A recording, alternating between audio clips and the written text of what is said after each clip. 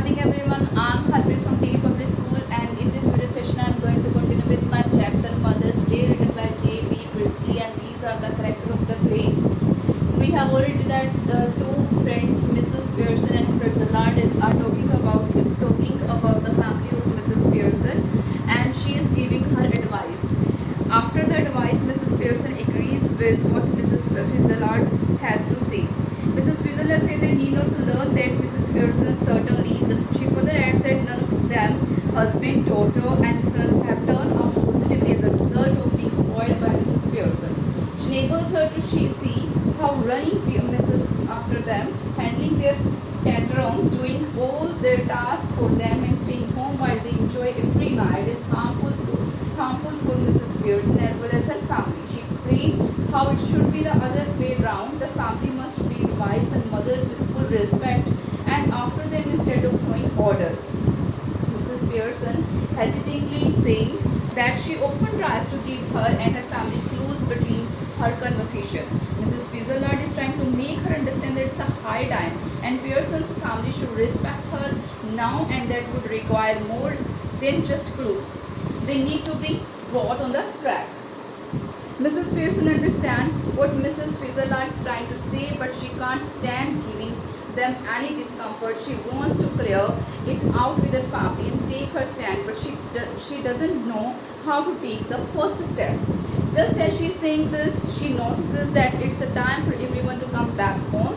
Immediately she gets worried about how nothing is ready for them and to come home, and they will probably have to rush out again, and she tries to get out and make arrangements for her family.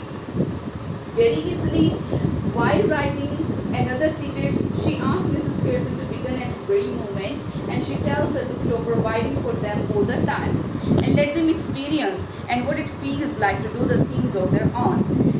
Even though in the hearts of the hearts, Mrs. Pearson knows that Mrs. Fitzgerald is right, and she tells her that it's almost impossible for her to obey it. She feels that there is no point in giving promise she will not be able to keep. She asks Pearson to let her do the hard part and teach Mrs. Pearson's family a lesson. Mrs. Pearson tells her that she doesn't think that it's a good idea. She says so because she knows that they might react to her changed behavior at first, but then would ignore it and resort to the old ways. Also, Mrs. Pearson doesn't believe them for this, and she feels stuck because she knows it needs to be done but unable to do it. She thought Mrs. Fitzgerald wanted to take her place and in the house be strict with the family. She affirms that she means the same but will not taking her place as herself. As confused as she can be the moment Mrs. Pearson asks Fitzgerald to be a bit more elaborate because she could not understand what she saying. She proposes her that switch their places to each other. They can change their soul, but body will be the same, and they can change the soul with each other. Bit more confused now, even surprised. Mrs. Pearson expressed that this is something not possible. Fitzgerald questions her response and asking Mrs. Pearson that she has ever tried it. Quite obviously, Mrs. Pearson had never attempted it. In a very relaxed tone, Fitzgerald tells her that she had tried it before, and even though it is being long, trick would work. Its effect will remain for a short period, but enough for them to fulfill their motive. She further added while holding Mrs. Pearson's hands, and she had acquired the trick from the East. Still confused, Mrs. Pearson seeks assurance from Mrs. Fitzgerald. Well, Mrs. Fitzgerald makes her aware that she has no other option while holding her hands. She gives Pearson a few simple instructions in the process of transmission and says a few words in her mouth. Once she has whispered the spell, both of the bodies become lifeless for some moment, and they still holding each other's hand as they both come back to the life and try to imitate each other.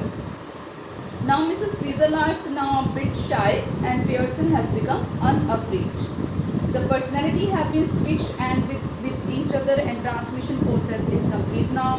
While snatching away the cigarette from Mrs. Fitzgerald, and she is confident about the success of her trick.